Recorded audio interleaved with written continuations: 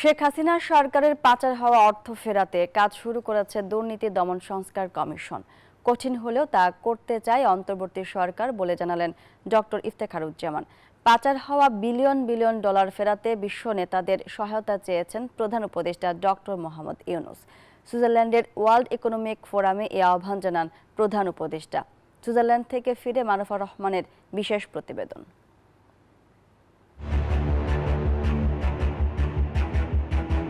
শেখ হাসিনার ১৫ বছরের শাসনামলে প্রতি বছর ১৬ বিলিয়ন ডলার করে দেশ থেকে পাচার হয়েছে।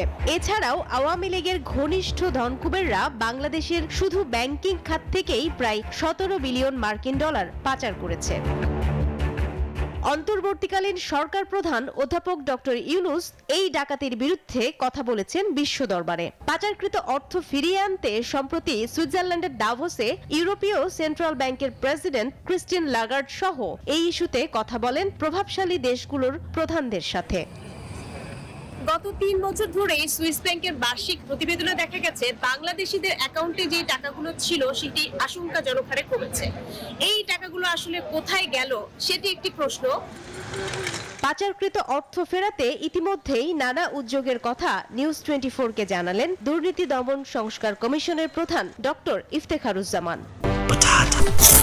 বাছাই করা আলু আর স্পাইসি সিজনিং এ প্রাণ পোটাটা চিপস নাকি বিস্কিট খেয়ে বুঝে নাও। অন্তর্বর্তীকালীন সরকারের উদ্যোগে একটা টাস্ক ফোর্স গঠিত হয়েছে, যেটা নেতৃত্ব দিচ্ছেন বাংলাদেশ ব্যাংকের গভর্নর এবং অন্যান্য সংশ্লিষ্ট প্রতিষ্ঠানগুলো এখানে কাজ করছে। পাশাপাশি আমরা যেটা দেখছি সংশ্লিষ্ট দেশগুলো কোন দেশে, বিশেষ করে যুক্তরাজ্য এই সমস্ত দেশ থেকে কিছু কিছু কারিগরি সহায়তার পরামর্শ আসছে বা উদ্যোগ নেওয়া হচ্ছে।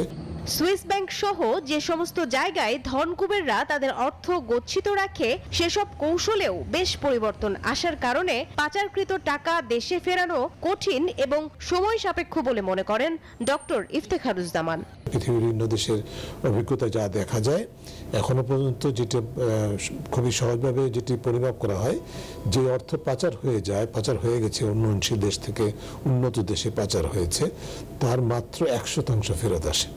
কাজেই আমাদের একদিক থেকে আস্থা রাখতে হবে, বিশ্বাস রাখতে হবে যে আমাদের অর্থ ফেরত আনা সম্ভব, যদিও খুব কম, তবে এটা অসম্ভব নয়, জটিল এবং দীর্ঘ প্রক্রিয়া। বিশ্বের প্রভাবশালী দেশগুলো টাকা পাচারের বিরুদ্ধে, তারপরেও টাকা পাচার হয়েই চলছে। কিভাবে সেই পাচারকৃত টাকাগুলো আসলে ফেরত আনা সম্ভব, কবে সম্ভব, তা নিয়ে আসলে সুনির্দিষ্ট করে কেউই কিছু বলতে পারেনি। Marufa Rahman, news 24, Paradeplatz, Zurich, Switzerland.